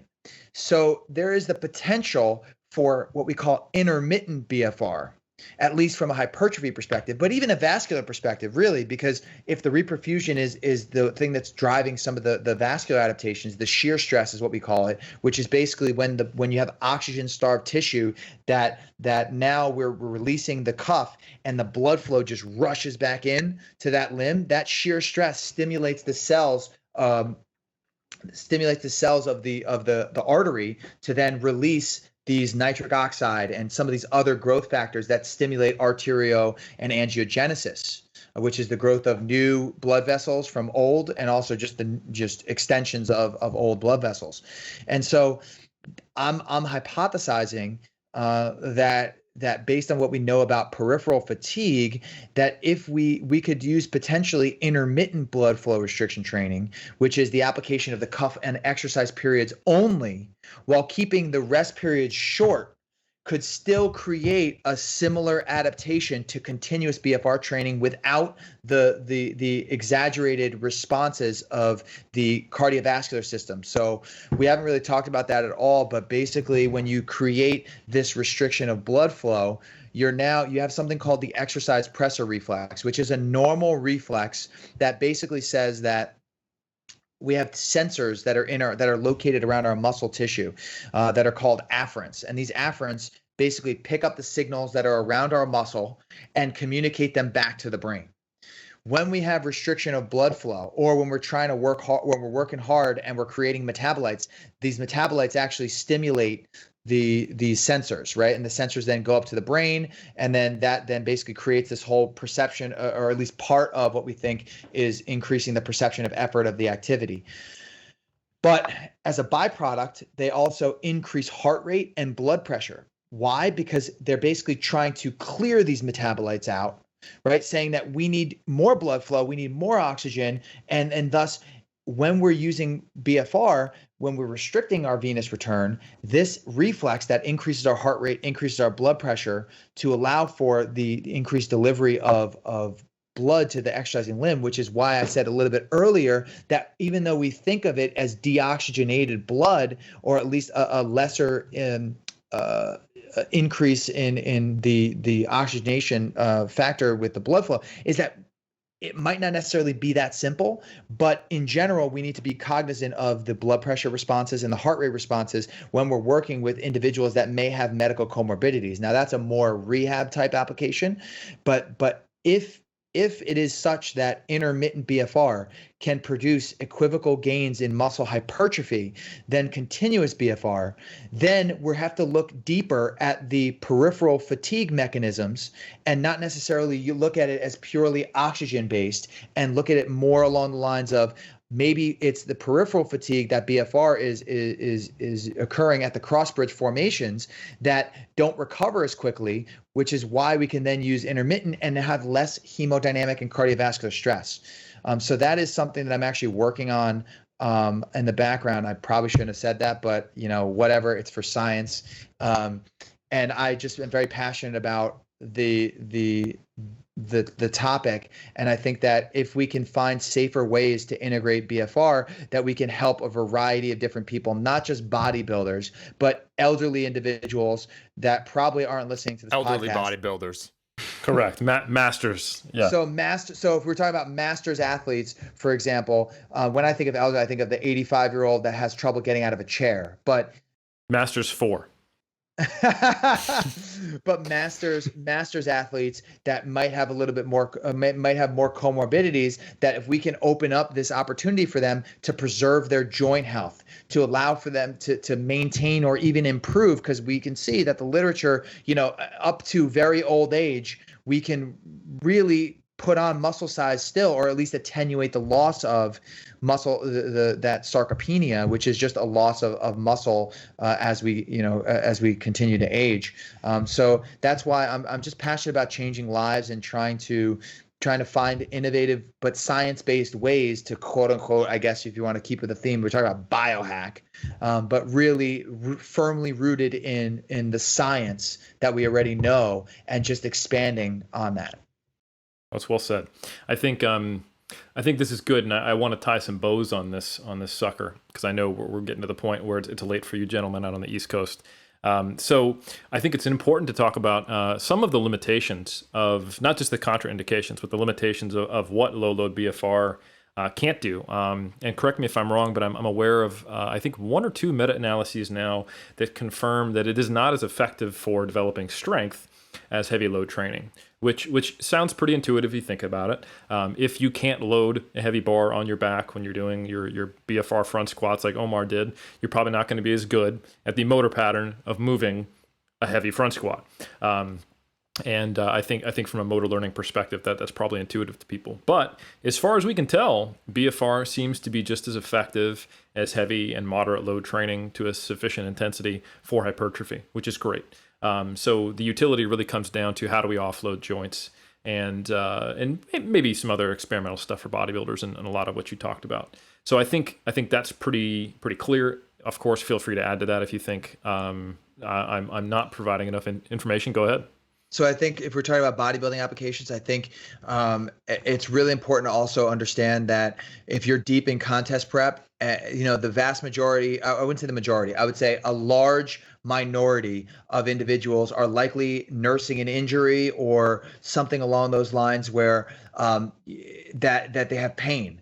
And the BFR literature now is coming out with supporting the anecdotal claims that BFR is helping with what we call hypoalgesia or pain relief. And we're seeing that in the post-surgical, we're seeing that in just pain sensitivity in healthy individuals. And thus BFR, not just for muscle growth or maintenance at deep in contest prep, we're talking about that, and joint offloading, but also pain relief, like feeling a little bit better when you're feeling like absolute shit and you're depleted and you just hate life. You don't want to talk to anybody. You just want to eat your rice and chicken and like go to bed. Like it can help with making it a little bit more pleasing would be a very gross overstatement, but a more tolerable process deep in contest prep. So I think that's something that we need to just at least touch on, which is the pain relieving aspect of BFR training. But other than that, I think you hit the nail 100% on the head. Yeah, and I would say it's logically and apparently going to be less painful than heavy loading of a joint that's injured, right? And there was actually I want to say a systematic review that we reviewed back in either maybe the 3rd or 4th issue of Mass, where I reviewed an article that was exactly on that, where they compared in a rehab setting using traditional training. Paper. Yes, well said. Yeah, good memory. Where they compared traditional training to BFR, and they found that despite the discomfort associated with BFR, it was more tolerable. And you get to the point where it actually becomes it becomes more over time. You basically have this point where despite the increases in load, which we know will increase discomfort, you actually get an attenuation of the overall sensations associated with BFR, which just again highlights the fact that there is a repeated bout effect, and it is something that we just need to, as providers, as trainers, understand and get them on board, because it does get a little bit easier. I will say though that if you're able to consistently get through a protocol, you're not at the right load. And what we're learning is trained athletes, it tends to be that trained individuals are more likely to not be able to complete a 30-15-15-15 protocol, just because the loads are going to be absolutely on a greater absolute sense going to be greater. Right. So like it's easier for me to lift a 5-pound bicep curl versus a 25-pound bicep curl. So like those are also things you have to consider with the prescription. And same thing with men versus women. We know women tend to have a greater submaximal exercise endurance compared to men. And so women may need more repetitions or a little bit higher load in order to get them to fall within the 30, 15, 15, 15 paradigm. So those are just things to consider from a bodybuilding perspective to make sure that you're hitting that minimum, minimum dose. You know, Eric, you mentioned strength, and I think it's worth noting. So if you're a pure strength athlete and you are dealing with an injury, is blood flow restriction even worth it? Because like you said, it seems to be not quite as significant of an impact on strength. And Eric, kudos to you in mass, the review that you did on specificity. And so there's movement specificity and load and rep specificity. And things like hypertrophy, it can impact strength, but there are so many things that go into strength, right? The learning the movement, the neuro programming of the movement practice, the mood, right? All that stuff.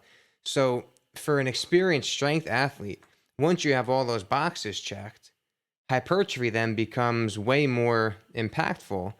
If you don't have those boxes checked, hypertrophy, it can help, but not quite as much as if you had those boxes checked. Similar to, so when I took my SATs, there are 3 sections on the SATs, and I had to boost my score somehow.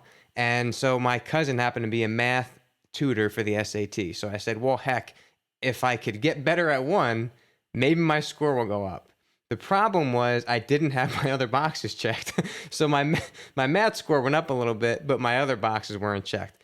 The point is that if you are injured and you are a strength athlete, BFR can be a great way to focus on hypertrophy for a little bit and then, gain as much as you can. And then when you go back to your strength training, you'll have possibly gained some muscle or at least maintain some muscle, which will help you in the end, especially if you keep the movement somewhat specific, because the rep ranges and the loads won't be specific. But if you can keep the movement at least specific, you'll be at least getting some of that specificity in there. That's well said. I mean, would you rather have detraining on the skill and atrophy, or no atrophy and some detraining on the skill, using it at lower loads? I think that's a very salient point. And I certainly had a pretty good return to strength in my personal experience, and I've seen the same with others who follow similar protocols. So I'm sensitive to your gentleman's time. So another bow to tie, you mentioned the 30-15-15-15 protocol. For those who aren't aware, that's kind of the standard quote-unquote evidence-based research protocol where you wrap, you do 30 to 40 reps roughly, which should put you in the proximity of at least being very hard, probably to failure, but you don't have to push that necessarily. And then you're resting 30 to 60 seconds, and then you're trying to do 3 sets of 15 or whatever you can do. I would love to get both of your takes. How do you use this in a clinical setting, high level, so you don't have to spend 40 minutes telling about every specific contraindication and situation? Dr. Rolnick, let's start with you. Do you use that protocol, and do you have anything more that you think is specifically important from a clinical perspective? So I teach to always ride your bicycle with the training wheels on. And so what we know is, and this is another discussion, which is basically the research is all over the place in terms of what protocols they're using and everything. I mean, there has been a recent push to standardize either to 30, 15, 15, 15 or failure training, right? So you're able to compare apples to apples along with personalized pressure, which is, another, topic that's plaguing the BFR literature.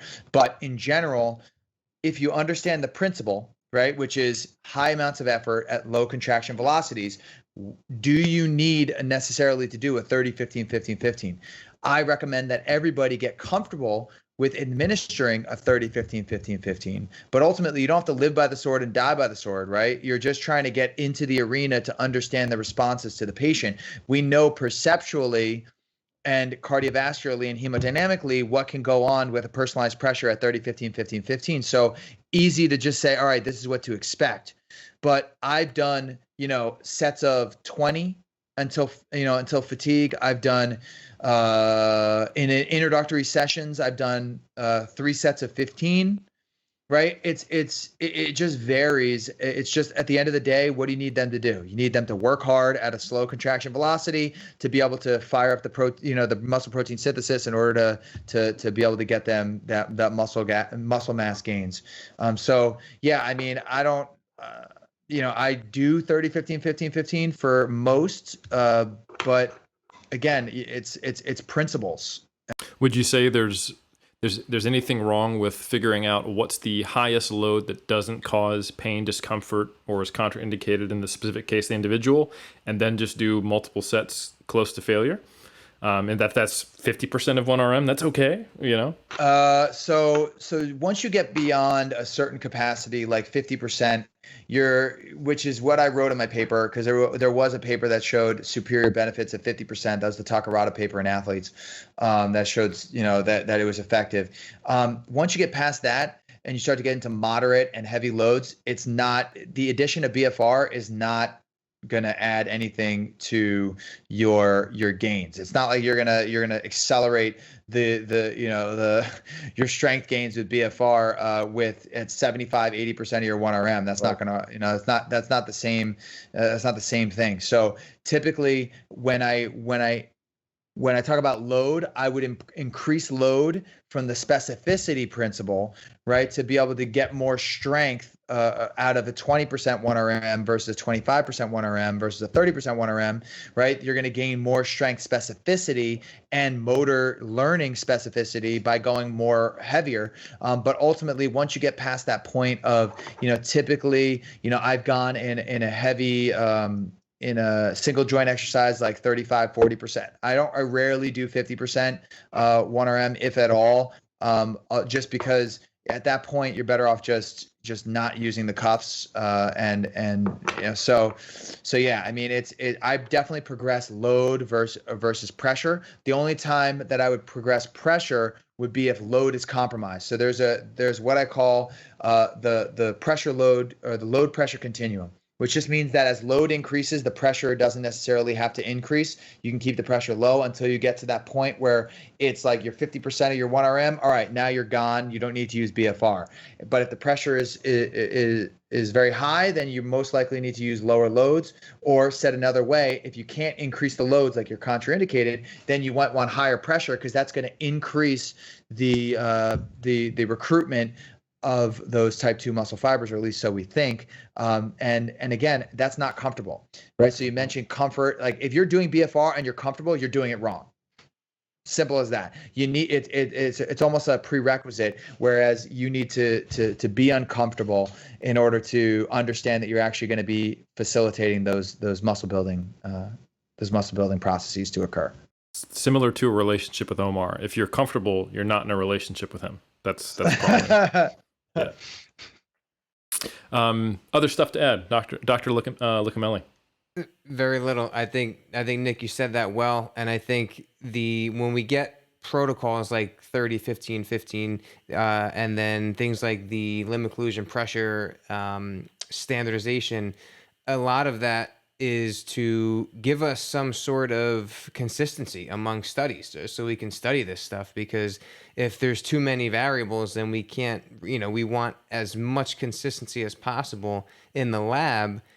Doesn't necessarily mean we have to be like robots in the gym or in the clinic. But no, Nick, I think you said that well. And yeah, I agree. Awesome. Thank you. There's so many things to talk about on BFR, and I know we didn't hit on some of the other aspects of BFR, but yeah, no, it's exciting, and it's something that if you're interested in maximizing your muscle growth, I think there might be a small case for BFR to help with type 1 muscle fiber hypertrophy, maybe, and that's based on some of the observations that we've seen from the powerlifting study, for example. Yeah, the one that Omar did. Yeah. And that also mirrors some of the physiological processes that happen with type 2 fibers and type 1 fibers. But it slightly conflicts with how I view regular strength training. So I'm still kind of ambivalent about that. But I think that if I'm going to make a statement to bodybuilders, do you absolutely need BFR in your program? No. I don't think you need BFR. I think that if you have joint, issues, you're nursing an injury, you're in a deload week, you can't, you go on a vacation. Oh my gosh, holy shit. You're a bodybuilder, you go on vacation. What is the first thing you're thinking about? Is there a gym? Is there a gym located in driving distance or at the hotel? Well, with BFR, at least you know that you'll be able to keep your gains and moving in the right direction if you bring your cuffs and you have body weight or a little bit of TheraBands or some light, banded exercise, and you'll be good. Psychologically, you might still think you need the iron. We all know we need the iron, but I think from an evidence perspective, you're going to be okay. Awesome. Even something like a lockdown from the pandemic. Yep. People were stuck at home, putting water bottle cases on their backs and doing Bulgarian split squats. Well, heck, blood flow restriction is a perfect opportunity to make the most of your at-home training if you don't have equipment at home. And I think the one message I would kind of send to anyone interested in this is just make sure you remember what the goal is. So make sure that you remember what your goal is and the goal that you want from your training. So for example, and I heard Mike Israetel talk about this recently on Revive Stronger, how the mindset of getting under the bar when you are training to move as much weight as possible versus training to stimulate a muscle. It's a different mindset. Like when you use BFR, you are focusing on that muscle, right? You are not worried about lifting as much weight as possible. If your goal in the gym is to lift as much weight as you can, BFR that day probably isn't for you. But if you are looking to cause that metabolic stress, if you're looking to get to fatigue sooner, I always say, like, if someone would have come to me when I was 18 and said, hey, I got this great thing, it's going to make you lift less weight and fatigue faster. I would say, what are you talking about? But it all comes down to the goal, right? I mean, and Mike Israetel, what he said, Dr. Mike, was imagine a power lifter who performed a set of squats, and afterwards he or she said, man, my quads are really burning after that. Like, your quads were burning. Like, that's probably not a good thing. Like, you probably want to leverage yourself as best as possible so that your quads don't fatigue out. So I think it just goes down to the mindset shift and make sure you know what your goal is going into training, and then that will help you kind of use this to the best of its ability. Well said.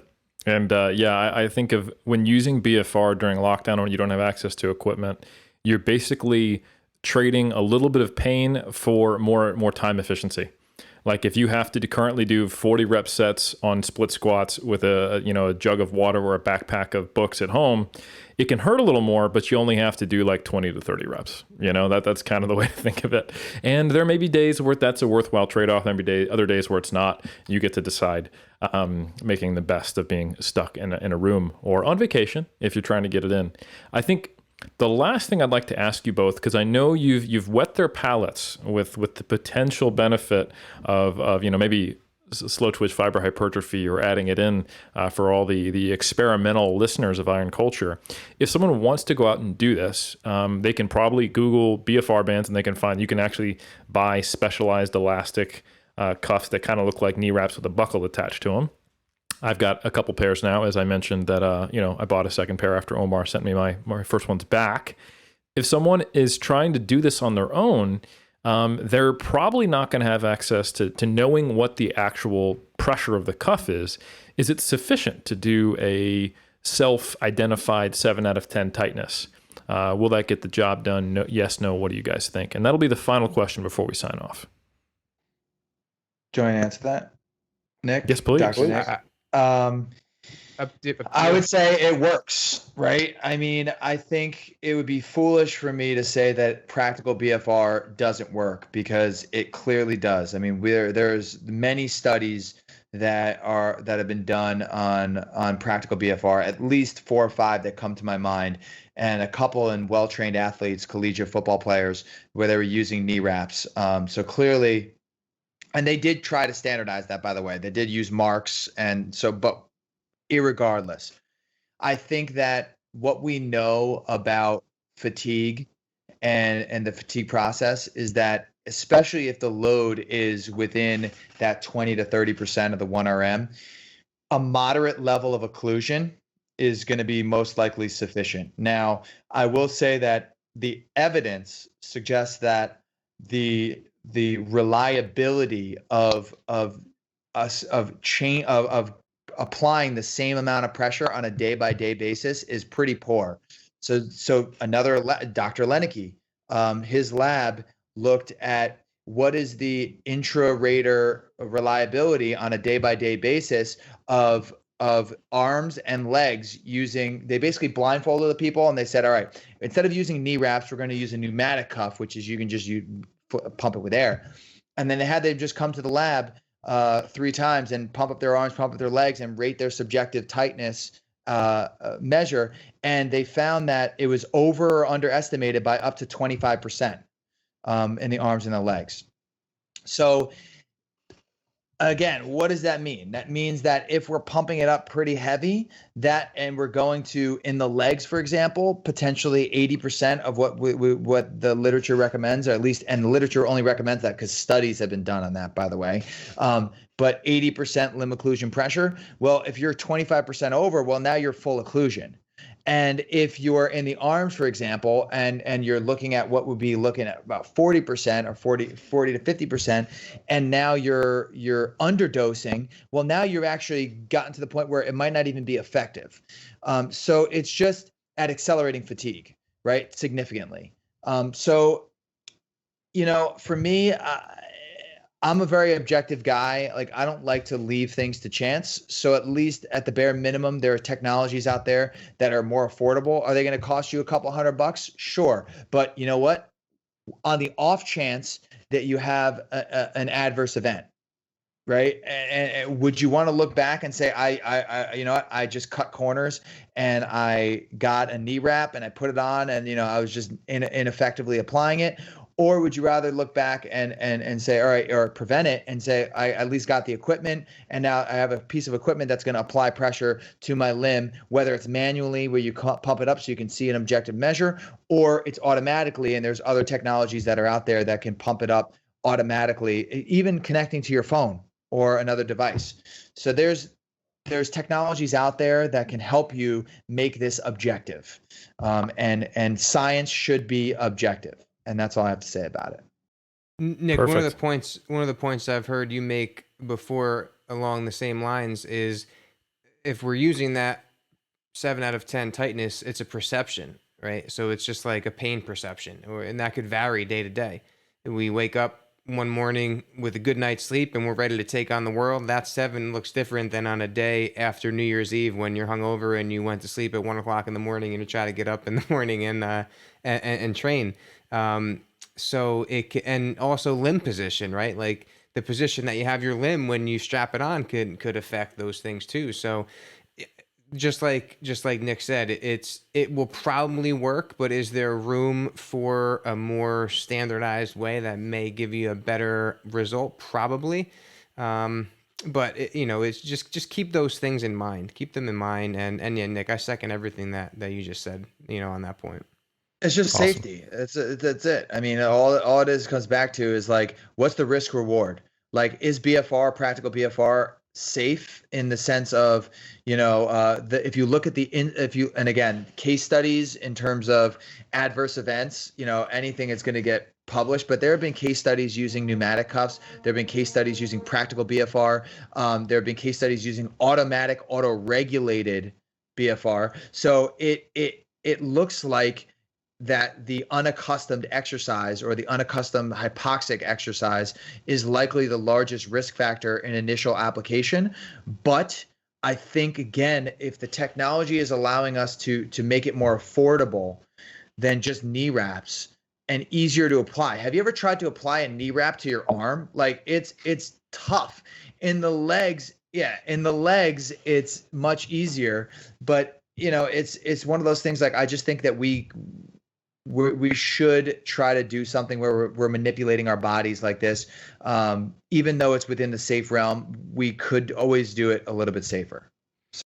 And Perfect. Nick, I think it's one of the thoughts that crosses my mind sometimes, or used to, is what is this not a good thing to expose, a young weightlifter to, because they're just going to run with it and use it incorrectly. And to that I say, well, all we can do is put out the information that we put out. All we can do is say how to safely use it, support it with evidence. And if someone is going to take that and use it the wrong way, then that's what they're going to do. People use a squat rack the wrong way too. People, walk around with altitude trainers on their faces, and they use that, So all we can do is use our platform, use our knowledge that we have, and just put out the best, safest way to use these things. And I think that's all we can do. And if people are going to misuse it, it's hard to fault the technique for that rather than the user. I think there's some responsibility when you walk into a gym, or when you get behind the wheel of a car. There is some responsibility and some ownership that you have to take over your body and over your safety. And so I just wanted to make that point, because that's something I've heard before, and I think is all we can do is just put out the best information possible and hope that people take it and kind of run with it and use it the right way.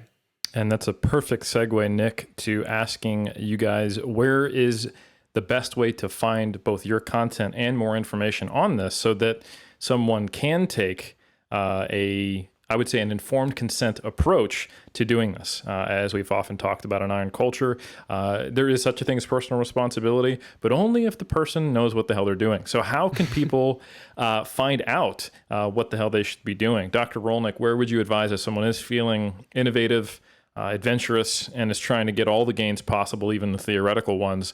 Where should they go for information, and where can they find you? So they can go for more information about this, about BFR. I have an online on-demand BFR course. I can give all your podcast listeners $100 off. They can just use the code IronCulture100. But BFRtraining.com to learn about BFR training. Weird. And if they want to just be up to date on my weird stuff in fitness and everything else, they can follow my Instagram account, the HPM. So the Human Performance Mechanic, just abbreviated, or follow the BFR Pros, BFR Pros on Instagram. So those are probably the best way to get in contact with me. Lovely. Or if in the Manhattan area, Tinder. That's right. Yeah. Yeah. That's, well, I will say, Right. I do have a girlfriend right now, so we're good. But it's you never know. Let's hope your girlfriend does not listen to this episode. She's like, I'm listening to this, and through. this is why I'm breaking up with you. She's literally in the other room right now. Yeah. I'm joking. I love it. Well, I just want to say thank you for your time, Dr. Olnick, and thank you for being on. And we really appreciate all your expertise. You clearly know a lot about this, and I think it's really generous of you to offer that discount to any of our listeners. We'll definitely put that in the show notes. Dr. Liccamelli, for your three-peat, just remind people, where can they find you if they're not already following you like fools? Well, I can't say that my girlfriend is in the same room as me. My wife is actually sleeping, and my 15-month-old daughter is actually sleeping as well. And I just want to say, if my mother is listening to this, I'm sorry for that fifth limb conversation that we were having before. Mm-hmm. I'm not proud that I was a part of it, Mom, but please forgive me. I am a doctor, so you have that going for you there. But Nick, you're being overly humble when you describe your Instagram account. It should have a paid subscription just to access that thing. It is loaded with tons and tons of resources. So I really encourage everyone not only to take Nick's course, which I took, but definitely check out his Instagram. It's just a great resource. And like I said before, you're not gonna get all BFR thrown in your face. There is, it's a principle-centered place for physical therapy and strength and physique sport. So definitely go check that out. As far as me, after you check Nick's stuff out, my Instagram, just at Nick Liccamelli, or at 3dmusclejourney.com. You can find me there. Love it. Thank you so much, gentlemen. I think people will have learned far more than they expected and things they didn't know from this episode. And we'll definitely include all that in the links so that people can know about being able to take that course for a discount. Thank you. With that, Omar, I'm going to kick it over to you. Man, Dr. Rolnick is the first savvy guest we had on, knowing that if you want to entice the listener, you got to offer them something. Everyone else is like, yeah, check me out here. Smart man. We'll include that in the show notes, so go ahead and check it out. Whew, if you enjoyed this episode, you can help us out. You could go ahead and leave a rating and review. We don't accept anything other than a 5-star review. It's weird how the algorithm works. Don't ask us. It's just what it is. So go ahead on iTunes. We're waging that eternal battle, against Sex with Dr. Emily, Sex with Dr. Jess. There's a few that, let's just say, they're trying to compete against us, and that's why we really had you boys on to talk about BFR, because we could keep up with them. Oh, yes, we can. On YouTube, you could go ahead and leave a comment. We'll do our best to respond. We're back every single Monday from now until when we dethrone Joe Rogan. So it shouldn't be long, but we'll see you every Monday until then.